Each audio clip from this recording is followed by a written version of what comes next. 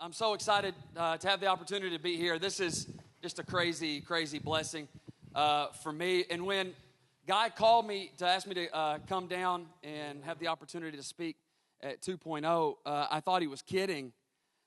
Because if you know kind of our story at all, it was kind of the worst beginning. And it's kind of ironic that I would ever be talking about how to build a launch team. So we moved to Lexington, Kentucky, and man, we're so excited. Just expect it, God's going to do some amazing things. We had some experience with ARC for years. Really cool. Had been to Church of the Highlands, knew that. We're working with an ARC church, planning campuses for them. So, I knew I'd kind of been around it a little bit. So we go to Lexington, ready to charge hell with a water pistol, and pretty excited. And so we do, everything. I'm inviting people that I see in grocery stores, everything. We'll talk about that in a little bit. But, man, everybody that I talk to, I'm inviting. We do these little, we put together these little newsletters, had a nice little headshot picture, I thought, man, that looks so good. My hair was looking good and everything. And we get that sent out, and I'm pretty pumped about it. And then we didn't have a house yet. We were still kind of transitioning to Lexington, and so we didn't have our house yet, and so we got this little place. I thought it was going to be a great size for the thousands of people that would come to our launch team meeting, and so we're doing all these invites. We're there for a couple of weeks, really kind of churning stuff up, hoping to get some interest, and send my wife to the store, and she's like, what should I get? And I'm like, we need to get some drinks and get some, we'll get some stuff, we'll make some brownies and some cookies and all that kind of stuff. And she's like, how much? I'm like, cases. Like, you don't understand the vision that we have for the city. Get cases, baby. In Jesus' name, we're going to fill it up. And so I'm looking out. It's supposed to start at 6:30, I think it was, and I'm looking out the window. We've invited everybody that I know, people that we don't know. We've sent out, literally, I think we licked 400 stamps.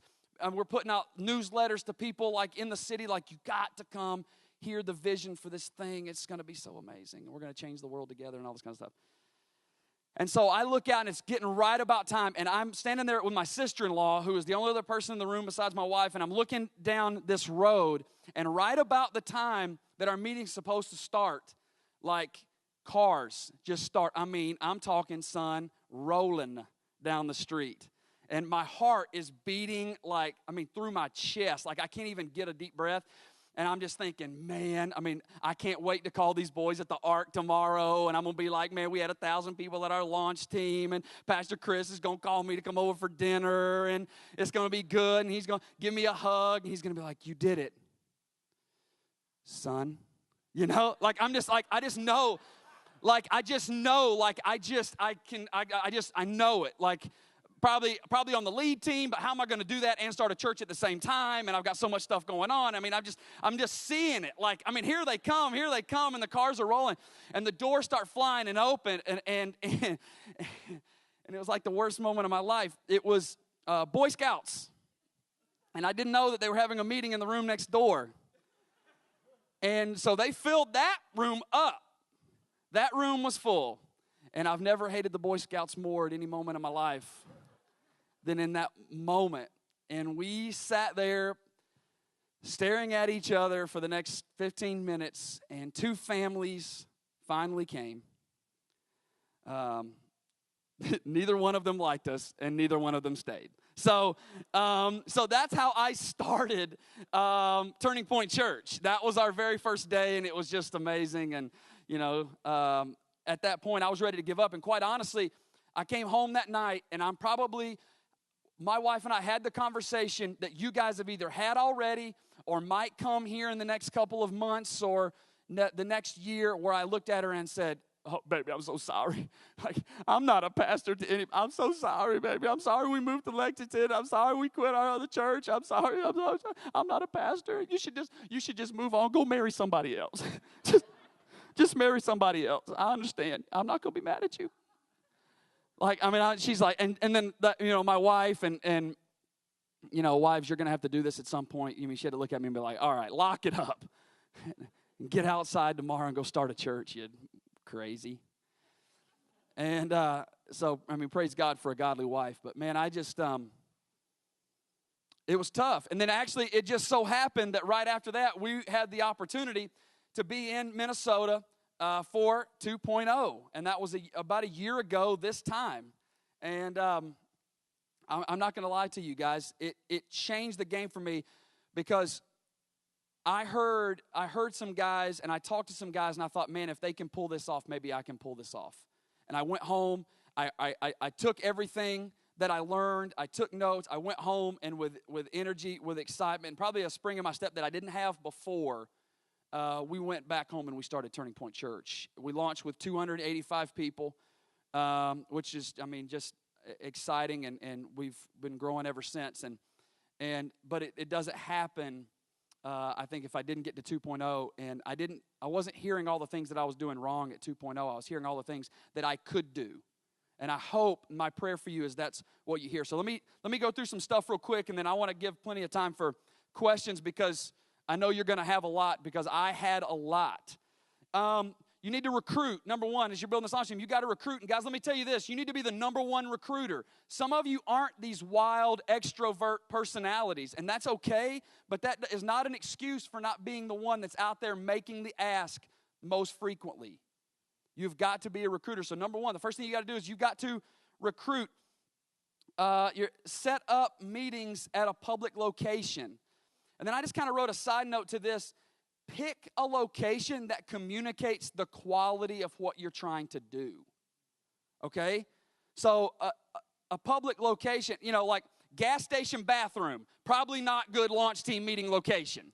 Okay? Let's do it in a place that communicates some excellence. Some great places, a Panera, those are so nice and they're always so clean and smell so good. Starbucks, I've never heard anybody walk out of there and go, man, this place smells awful. Like it's so when you do things like that in places like that, without you having to set it up, it communicates excellence about what you're doing and where you're meeting. So pick a location that goes in that. Invest in the opportunity.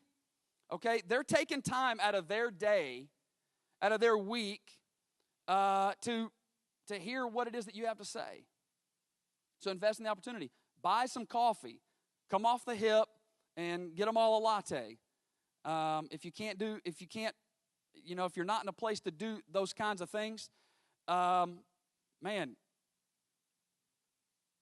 go back to Corey's raising launch funds story. Because if you can't buy coffee for your team, they're sitting there in their minds, what it communicates to them, if you can't even buy them a cup of coffee, like it just kind of communicates to them like, oh my goodness, what are we hooking our wagon to with this guy? Okay, so just communicate some excellence even in those very first meetings with people. Purpose. Connect with their heart. Connect with their heart, guys. I probably heard it here 1,000 times. Everybody in Lexington thinks it's my idea, but I sit down and I look at them and I say, if time, experience, education, money weren't a factor, and you were guaranteed you couldn't fail, you would change the world by, and fill in the blank. And it takes it back to being personal. When people would ask me, and it always was weird when I would interview for churches that were already existing churches as like a lead pastor, and they would say, what's your vision for this church? And I'm like, I don't know, I haven't met any of your people yet. And so your church, yeah, you have a vision to reach your city, but it's going to look like the people God sends you. And so you need to ask them. The people that you talk to must connect before you leave, okay, to a few things. They need to connect with the vision. What are you trying to do? And keep in mind, and I just kind of wrote a side note here, like you moved to the city to change the world forever, okay? They didn't. They're there. They're trying to get through life.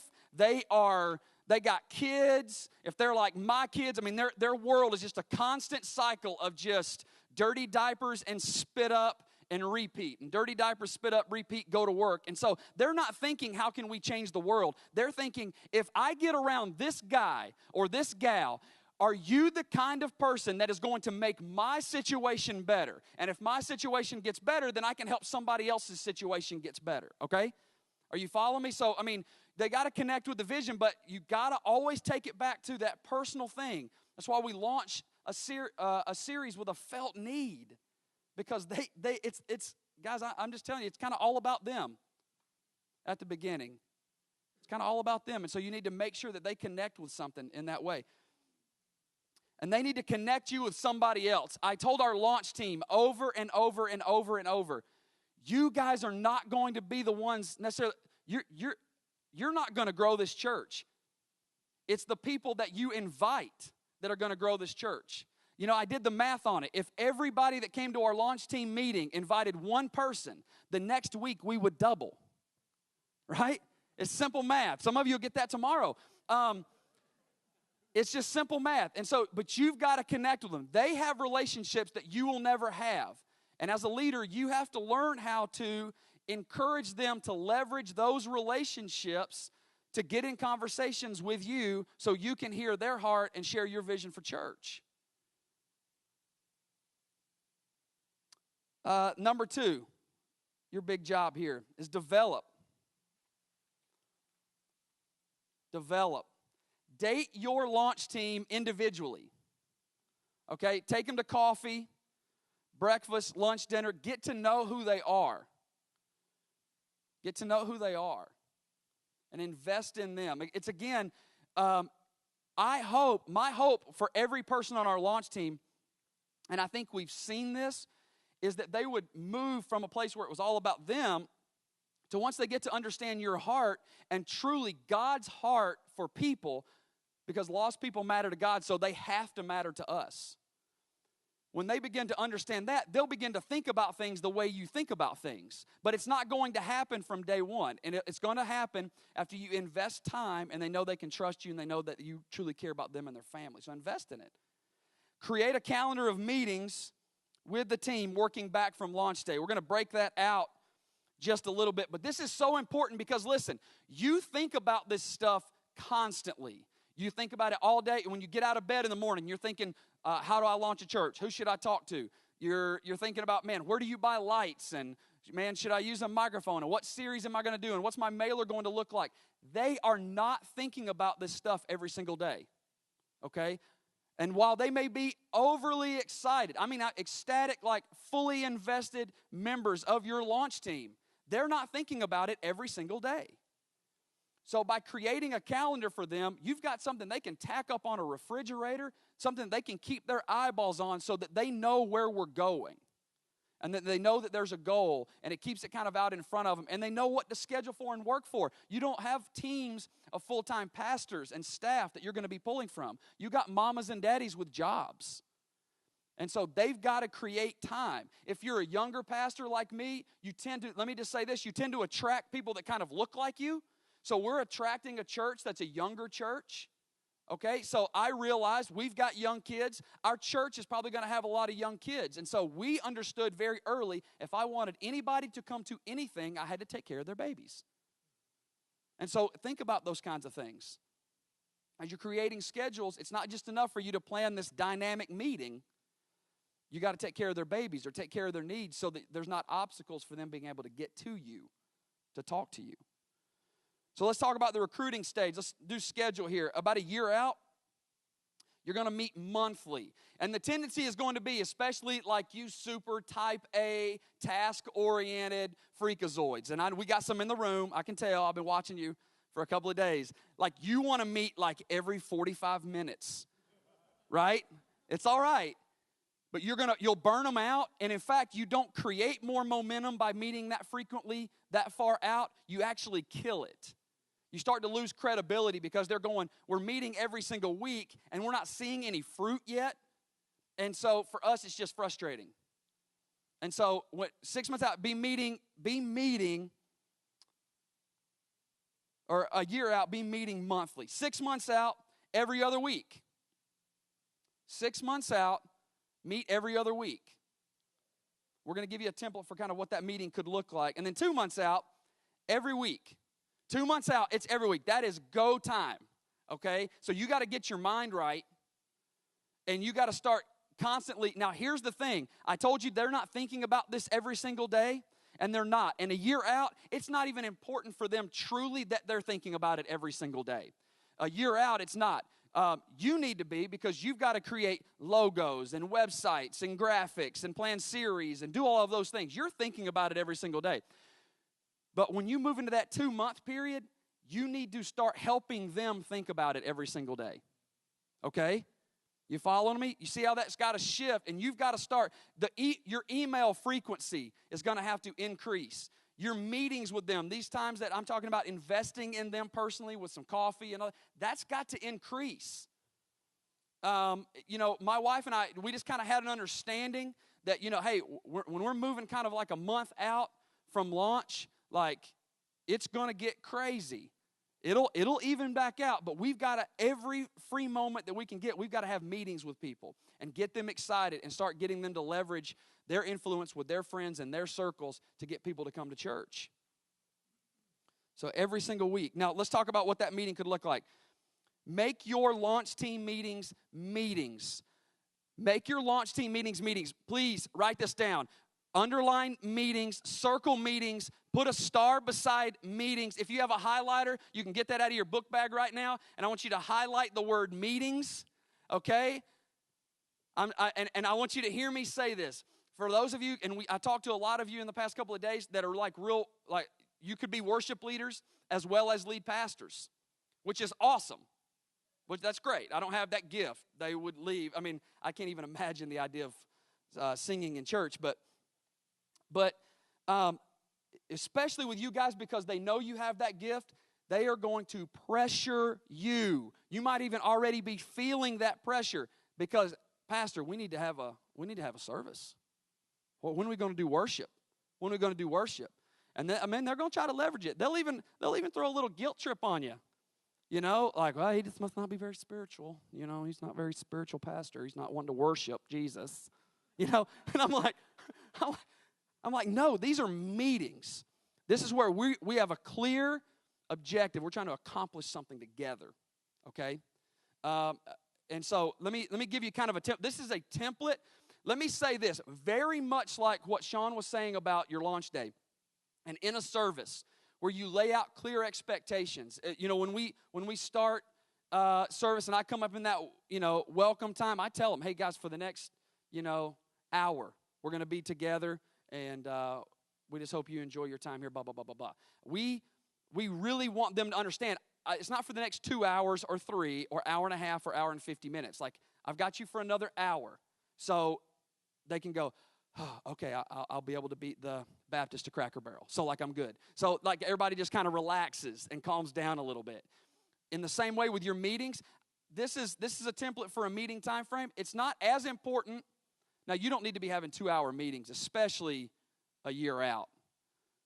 But it's so important that you just clearly communicate what they can expect in advance. If it's going to be an hour and a half, just let them know.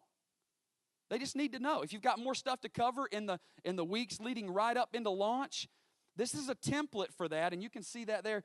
But what I want you to hear me say there is, what will frustrate your launch team that are mamas and daddies and have full-time jobs, especially when we start meeting in that weekly, and things are exciting, and you're so excited, and you're kind of like preaching like half sermons because like you're just practicing to see if your jokes work and all that kind of stuff, and you're just so excited you can't even stand it.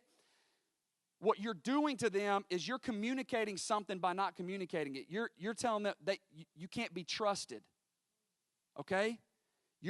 You told them, you sent them a schedule that said, hey, we're going to meet from 6 to 7. You took them from 6 to 8. It cost them more money to their babysitter. Okay, it costs them more time away from their family. They have emails and stuff they got to do when they get home, and the laundry's not been done yet, and you just communicated to them that you can't be trusted. Honor their time, and they'll give you more of it. Okay? Honor their time, and they'll give you more of it. So clearly communicate the expectation for how long that meeting's going to go, and stick to it. If you didn't get your last brilliant point in before, then save it. Put it in an email. Say it to your wife when you get home, and she'll tell you how brilliant you are. But don't do it in the meeting. Go home. Okay? You got it? You trust me? You got to do it, man. I'm telling you. It'll drive them crazy if you don't.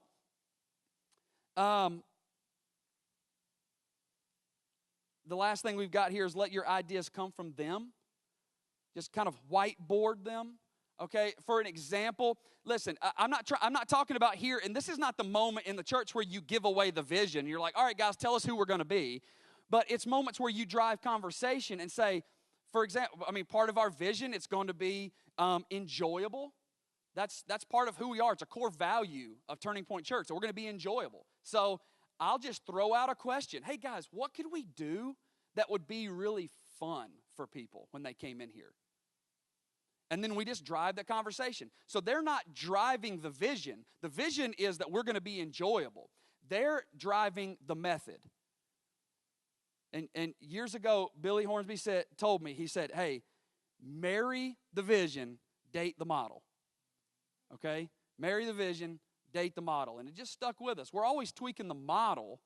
You know, how we do some stuff to communicate enjoyable or to communicate generous or to communicate that we're relational. We're always trying to tweak that and make that better. But those things are never going away at Turning Point Church. Okay? So when you whiteboard them, you give some people some ownership in the vision. And so when you give away T-shirts at your launch or, you know, a month in or 6 months in or whatever, and it was their idea and they helped design the shirts and all that, they own it. And they're proud to wear your shirt, and they'll tell all their buddies, and they'll make sure their buddies come because they designed the shirt and they want to make sure their buddy gets a shirt. So when you whiteboard stuff, you can transfer some ownership without having to hand away vision. And then the last point 3, and then we're going to take questions, is empower. Let me say this, and guys, I want you to please hear my heart on this. I have made this mistake. Hear from my woes and my troubles. Okay? Listen to me. Listen. Do not give away titles at this stage. Do not give away titles. And I got so many guys smiling at me right now. They're like, oops, too late. It's okay. It's okay. It's not too late. We can fix it. But let me give you a story. We had a gal was going to lead our kids ministry, and super excited, and so, but like, because I was super excited because I didn't want to have anything to do with it. Okay, like, and she was going to do it, so I'm like, fine, take it. Probably not the best attitude to have, but I was like, man, I was just so stressed out. We got to do this and this and this and this. Got to run a church. Here we go. So this gal, we left it in her for a little bit, but as we're going through the launch season, I called her my leader. She was the leader of that. She had a title. We called her director, and we let everybody know that. We had a launch team of 30 people. Everybody thought that I was brilliant for doing it because of those 30 people. She was the only option that we had. And so we gave it to her. Well, guess what? Then, 300 people show up, and now I've got a little bit bigger pool to choose from. But I've given away the title. Now, this conversation was real fun when we sat her down, and I'm talking like in this, like John Maxwell. I'm throwing out so many leadership, blah, blah, blah, blah, blah. And I even dropped my voice down a little bit so it sounded deeper and cooler. And I'm like, you're such a great woman of God, and we're going to empower leaders in the next generation, and habada, habada, habada, habada. And she's loving it, and she's so, just like, and then I said, so I think what we need to do is transition the kids ministry leadership to some new leadership, get some new blood. And really, I think we'll do some cool things. We'll get somebody in their sweet spot, and you'll be in your sweet spot. And, man, God's going to move, and kids are going to get saved in Jesus' name. Hallelujah. And she looked at me, and she said, you know what, Pastor? You always tell us you have thick skin. We're about to find out how thick. I was like, that's not how I thought that was going to go. I thought she was going to pray for me and then give me a Starbucks gift card. Like, I was like, and then she tells me, like, I'm about to rain down the thunder. It was like the ultimate warrior, like, ooh. And I'm just like, what had just happened? I handled that brilliantly. Where I messed up is I gave away the title. If she was just a part of our launch team, it wouldn't have mattered. So this is the next little thing that we've got on there. Call everyone your launch team. Call everyone your launch team. Hear me. Listen, I'm saying it because I've messed it up, okay? Call everyone your launch team. Don't call them core team. If you're calling them core team, stop. If you're calling them leadership team, stop. They're not your leaders, and they're not a core, okay? Because here's what happens when you say things like core. Where do our eyes go? Inward. People left to themselves will make it about themselves. So when you start using words like core, what you're actually telling them is they're the focus. You're saying it by not saying it. They're the important ones here. They're the core. Right? Come on. Nobody, am I the only person that's experienced this conversation? It's coming. I hope it doesn't happen for you, because that means you listen to what we said. But you call them launch team. And that way, when the church launches and God sends you the 5,000 people to your launch that you've just been praying for, you can actually move people into leadership positions where they're best gifted. Okay? And it's not, you haven't sold away all of the leadership and the ownership of the ministry. Right? So when I find out that I've got an educator of 30 years that just started coming to our church, that wasn't here for the launch team, that has she's CPR trained and has a team of 30 people that she wants to bring in to help run our kids ministry, I don't have to wrestle it away from old meanie pants, because I didn't give it away. So don't give away titles. And hey, young pastors in the room, I'm going to talk to you. This will be your biggest temptation, because you think the only way people will follow you is if you give them a title. Be a strong leader. Work under the understanding that 1 Timothy 4:12 is as much for you as it was for Tim. And that don't let them look down on you because you're young. Be a leader. Don't give away ownership. Don't give away titles, thinking that the only way that people will want to follow a guy as young as you is that if you give away titles to them. If you've got a dynamic vision for them, for their family, for your city, for the kingdom of God, they'll follow you wherever you want to go, and they'll charge hell with a water pistol with you. You don't have to give them a title. Plan for meetings after the launch. We did this, and it was like the greatest day of my life. Okay? We have the launch. I wasn't very excited about the launch. We had worked, I'll just be honest, we had worked at a multi-site church in Illinois, and my job was launch teams. That's what I did. I started the campus for them, and then they said, hey, you're kind of good at this, so keep doing that. And so I just kept raising up launch teams. Even after we had already transitioned to Kentucky, 3 campuses started for this church that we raised up the launch team. And we were already in Kentucky having launch meetings for another church. So I knew that. I was horrified for week 2. Like, horrified. I knew how to get to week 1, but what happens when they come back? You have to be nice to them again and everything. I didn't know how that was supposed to work. So plan for meetings after launch, okay? Celebrate the wins. Celebrate the wins. Hey, you guys that are super task-oriented like me, you are going to have to learn how to do this better, okay?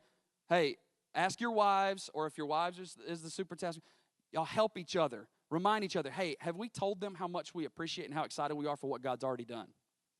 Because for me, the launch was great. 285 people. We had 15 people get saved that day. No, 12 people get saved that day. And I was, 12. It was 12. I wish it was 15. We got 12 people saved that day, and it was great. And while we probably should have done a better job of celebrating, I was already thinking about week 2, how many people were going to get saved, and let's start a baptism service, and when are we going to start an extra campus, and, how am I going to, Pastor Chris, quit calling me, and I mean, it's he's so excited. And so, guys, you're going to have to learn how to celebrate the wins and do it publicly. Okay, it doesn't matter if you just send an email to that person. I'm just saying, a little leadership tip here. Never send a reprimanding email ever. Always do that kind of stuff in person, and never send a celebrating email to one person. I CC people I don't even know. I just look up email addresses. CC. When I'm getting ready to say something good about you, CC. All right, write that down. That's noteworthy. CC everybody. Evaluate your effectiveness. What do we do bad? What do we do good? Where do we need to grow? How can we improve? How can we make the experience better? It's more whiteboard time for them. They were there. They saw things you didn't see because you were in the back sweating and crying. Okay? I changed shirts 4 times on launch day. 4 times. I still sweated through that shirt by the end of the service. 4 shirts on launch day. Okay? It's going to happen. I'm telling you. So people are going to see stuff you didn't see. So bring them together and celebrate. And then make adjustments. Make adjustments.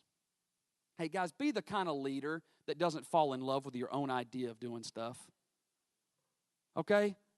Especially when you get more people coming to your church that are dynamic and great leaders, they're going to see stuff you don't see. Every single week, I pray and I thank God that I am not the smartest person on our leadership team. Okay?